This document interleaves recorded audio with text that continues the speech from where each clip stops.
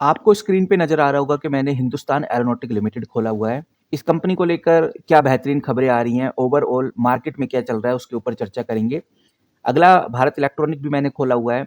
Bharat dynamic को लेकर भी कुछ अपडेट्स हैं, इस पर भी हम चर्चा करेंगे। और सबसे इम्पोर्टेंट GAIL घेल को लेकर भी एक बड़ी खबर आ रही है। इसी के साथ ONGC यानी oil and natural gas corporation limited में भी हमें बड़े धमाके देखने को मिल सकते हैं। वहीं पेट्रोनेट LNG लिमिटेड के ऊपर भी आपको नजर रखनी है क्योंकि इसको लेकर भी कुछ बड़ी खबरें आ रही हैं। तो क्विक में समझते हैं, एक बार हम मार्केट की तरफ नजर डालते हैं। सबसे पहले मैं आपको यही कहना चाहूंगा, आज मार्केट क्लोज थी होली की वजह से, लेकिन पूरे देश में होली कल भी खेली जाएगी। बट इंडियन स्टॉक मार्केट कल ओपन होगी, यानी 4 मार्च को इंडियन स्टॉक मार्केट ओपन होगी। और यूएस मार्केट कंटिन्यू चल ही रहा है। और यूएस मार्केट को आप देखेंगे तो डाउजोन आपको थोड़ा सा नेगेटिव नजर आएगा, 73 पॉइंट्स नीचे गिरता हुआ नजर आएगा। लेकिन अमेरिकन बाजार हमें पॉजिटिव परफॉर्मेंस में देखने को मिल रहा है। चाहे आप S&P उठाकर देखें, नास्डैक देखें, रसल्स देखें, VIX देखें, सब आपको इधर पॉजिटिव डायरेक्शन में देखने को मिल रही हैं। बाकी इंडियन स्टॉक मार्केट को लेकर ये तो बोला जा रहा है कि कल मार्केट फिर से गैप डाउन ही ओपन होगी, ये एक्सपेक्ट किया जा रहा है इंडियन स्टॉक मार्केट को लेकर। तो क्वेश्चन यही आता है, क्या निफ्टी 50 कल ऊपर जाएगा, 4 मार्च को ऊपर जाएगा या नहीं जाएगा? तो फिलहाल अभी की न्यूज और डेटा और रिपोर्ट के हिसाब से बात करें तो जो मार्केट में खबर निकल के सामने आ रही है, उन खबर के हिसाब से ऑयल सर्ज और ग्लोबल रिस्क जो हमें देखने को मिल रहा है उसका प्रेशर मार्केट में रहेगा। तो ऊपर जाने के जो चांसेस हैं बहुत कम हो जाते हैं। तो ओवरऑल जो कल मार्केट रहने वाला है वो थोड़ा नेगेटिव, थोड़ा वोलेटाइल रह सकता है अभी की डेटा के हिसाब से। बाकी गाइस पूरी शाम पड़ी हुई है, हो सकता है रात को कोई बड़ी खबर आ जाए, कोई बड़ी न्यूज आ जाए, तो उसका इम्पैक्ट तो अलग है। लेकिन अभी तक तो यही सिचुएशन है। मार्केट गैप डाउन खुल सकता है, वो भी 100 से लेकर 300 पॉइंट पॉसिबल है नीचे की तरफ खुले। और वहीं इंट्राडे रिकवरी भी हमें देखने को मिलने वाली है। इतना ही नहीं, अगर जो ऑयल है वो अगर कूल डाउन करेगा या कोई नया एक्सक्लेनेशन देखने को मिले हमें, तो इस एक्सक्लेनेशन की वजह से डिफेंस और एनर्जी हमें फिर से ऊपर जाते हुए नजर आएंगे। बाकी ये भी ध्यान रख के चलिए, जो एयरलाइन है, जो ऑटो है, जो IT है, ये डाउन प्रेशर में रहने वाले हैं। ये बात बिल्कुल सही है कि भाई हॉलीडे के बाद जब भी मार्केट खुलती है तो वॉल्यूम हाई रहता है, लेकिन जो सेंटीमेंट हैं लोगों के वो बेयरिश ही रहने वाले हैं। बट ये जो बेयरिश कंडीशन है शॉर्ट टर्म तक ही चलेगी, ऐसा नहीं कि आने वाले एक हफ्ते तक बेयरिश ही मूड रहेगा। तो कल मार्केट के ऊपर जाने के जो चांसेस हैं बाय परसेंटेज 20 से 25% ही हैं। वो भी जब जब कोई पॉजिटिव ग्लोबल न्यूज आ जाए या कोई डी एक्सक्लेनेशन की न्यूज आ जाए कि भाई ईरान और इजराइल डी एक्सक्लेनेशन पे आ गए हैं, ऐसी कोई खबर आ जाए तो ही ये पॉसिबल है, वरना चांसेस काफी मुश्किल है। वहीं गाइस कुछ रिपोर्ट निकल के सामने आ रही हैं, ये रिपोर्ट आपको वाकई में हैरान करेंगी। ये अपडेट है अल जजीरा की। अल जजीरा ने 2 मार्च को ये अपडेट पब्लिश की थी, आज 3 मार्च है, और 2 मार्च की रात को ही ये अपडेट पब्लिश की थी। यहाँ पर ये बहुत क्लियर नजर आ रहा है कि जो कतर है, कतर ने बहुत इंपॉर्टेंट बात बताई है। कतर ने एक क्लेम किया है कि उसकी एयरफोर्स ने 2 ईरानी Su-24 फाइटर जेट को शट डाउन कर दिया है। ये एक बड़ी अपडेट हम कह सकते हैं, यहाँ पर आप वो चीज देख भी सकते हैं। साथ ही कतर ने 7 बैलिस्टिक मिसाइल और 5 ड्रोन्स को इंटरसेप्ट किया है, और ये सब ईरान के रिटेलिएटरी अटैक का ही पार्ट है। यानी कि मतलब बहुत साफ है, जो ईरान के ऊपर अटैक किया गया US और इजराइल की वजह से, तो ईरान ने इसका बदला लेने के लिए जितने भी गल्फ कंट्रीज हैं इन पे अटैक करना शुरू कर दिया। तो कहने का मतलब ये है कि ये जो कॉन्फ्लिक्ट है, ये जो जियोपॉलिटिकल टेंशन है, ये मिडल ईस्ट में वाइडली स्प्रेड होता जा रहा है। एनर्जी इंफ्रा पे तेजी से अटैक होता जा रहा है। LNG प्रोडक्शन तेजी से हाफ होता हुआ नजर आ रहा है, और इसीलिए मैं आज LNG प्रोडक्शन के बारे में बात कर रहा हूँ। भारत की ये जो पेट्रोनेट LNG कंपनी है, इसमें बड़ा असर हमें देखने को मिलने वाला है कल, तो इस कंपनी के ऊपर नजर बना के जरूर रखिए।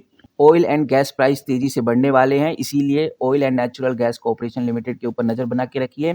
GAL के ऊपर भी आपको नजर बना के रखनी है, क्योंकि LNG 40 से 50% अप की तरफ हमें देखने को मिलेगा। वहीं स्ट्रेट ऑफ हॉर्मोज कभी भी बंद हो सकता है अब। तो गाइस इसीलिए इन तीनों कंपनीज के ऊपर नजर जरूर रखिए। जैसे पेट्रोनेट LNG लिमिटेड हो गया, ये कंपनी हमें तेजी से और गिरती हुई नजर आ सकती है। ONGC में भी हमें बड़ा झटका देखने को मिल सकता है। घेल के अंदर भी आपको एक और बड़ा झटका देखने को मिलेगा। अभी हम आएंगे भारत डायनेमिक लिमिटेड पर भी, हम आएंगे भारत इलेक्ट्रॉनिक पर भी, हम आएंगे हिंदुस्तान एरोनॉटिक पर भी। लेकिन उससे पहले एक बार ये समझ लेते हैं कि भाई कौन सी वो बात है जो बहुत ज़्यादा ओवर हाइप की जा रही है, जो बिल्कुल बेसलेस है, सिर्फ मार्केट में फोमो क्रिएट किया जा रहा है। न्यूज़ में सबसे पहले जो ओवर हाइप फैलाया जा रहा है वो है कॉन्फ्लिक्ट बिडन बोलकर एक सेंसेशनल हेडलाइन बनाई जा रही है। बट आपको बताना चाहूंगा ये अभी काफ़ी लिमिटेड है। ये बात सही है कि जेट डाउन किए गए हैं, कतर ने तो क्लेम कर दिया, लेकिन ईरान ने अभी इसकी कोई कंफर्मेशन नहीं दी है। तो फुल वर्ल्ड वॉर टाइप का अभी कुछ ऐसा देखने को आ नहीं रहा।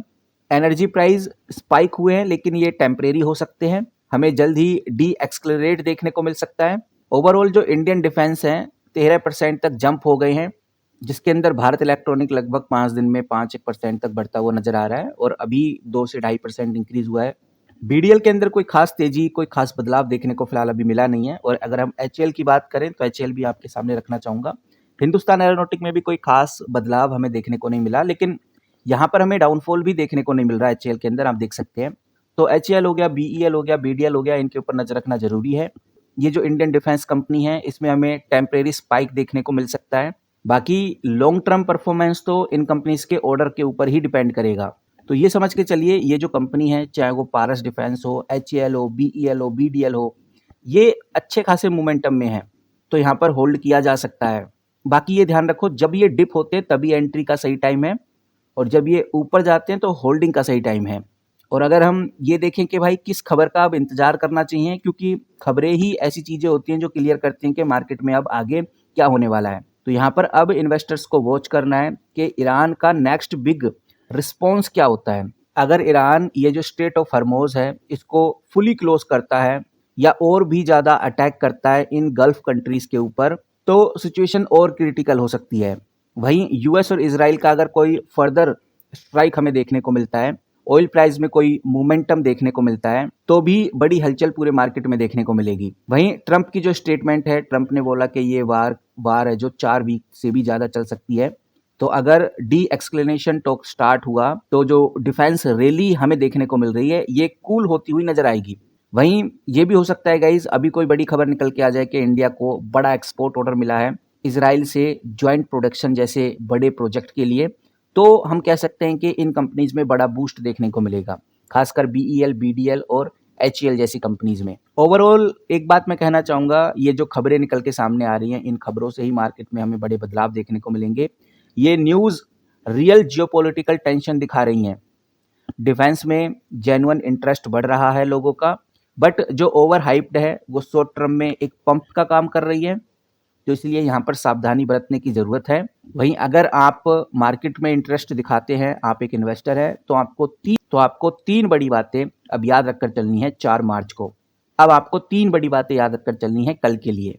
सबसे पहली बात, गैस और एनर्जी जो कंपनीज हैं इनके ऊपर ध्यान रखकर चलना है, क्योंकि जो कतर है, कतर की बात कर रहा हूँ, और कतर की ही तरफ से ये अपडेट आई है, दुनिया का सबसे बड़ा एलएनजी एक्सपोर्टर है। अगर प्रोडक्शन रुका तो ये जो कंपनी है GAIL घेल, और ये जो कंपनी है पेट्रोनेट एलएनजी, और ये जो कंपनी है ONGC जैसी कंपनीज में हमें बड़ी बड़ी वॉलेटिलिटी देखने को मिलने वाली है, यानी बहुत ज़्यादा फ्लक्चुएशन इन कंपनीज में देखने को मिलेगा। वहीं गाइस, क्रूड ऑयल $100 के पार जा सकता है। अगर ये टेंशन ऐसे ही बढ़ती रही तो इंडिया का जो इकोनॉमिक है, यानी जो पेट्रोल प्राइस है, वो तेजी से ऊपर बढ़ेगा, जो कि भारत के लिए एक बुरी खबर मानी जाएगी। इसी के साथ ये चीज़ आप ध्यान रखकर चलो, इजराइल ईरान के टेंशन के बाद अगर ये जो गल्फ कंट्रीज हैं ये भी अगर इस युद्ध में कूदती हैं, तो ये एचएएल कंपनी है, बीईएल कंपनी है, बीडीएल कंपनी है, इनमें बड़ी बुलिश सिग्नल हमें देखने को मिलेगा, क्योंकि पूरे मिडल ईस्ट में डिफेंस डिमांड तेजी से बढ़ जाएगी, और डिफेंस डिमांड को फुलफिल करने के लिए भारत की ये 3 कंपनी बहुत मजबूत है। बाकी आप किस तरह से देखते हैं इन तीनों कंपनीज को, कमेंट करके जरूर बताइए।